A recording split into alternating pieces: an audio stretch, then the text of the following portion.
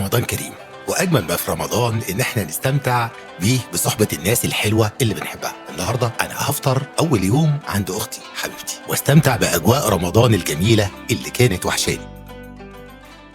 يا محمد الحقني انا هفلس، الميزانية طارت. عملت اعلانات لمحاشي ومحدش طلب صباع واحد. طيب اهدي يا منى، قولي لي الاعلان ده نزل للساعه كام؟ الساعة 4 العصر بالتمام، والناس صايمة وجعانة. الساعة 4 العصر؟ انت كده بتستفز الصايمين، مش بتسوقي لهم. الناس في الوقت دوت بتبقى اعصابها تعبانة، مش عايزة تشوف اكل. الحدوتة بتقول ان التوقيت هو الملك، اختار اللحظة اللي عميلك مستعد يسمعك فيها، مش اللي مناسبة ليك انت.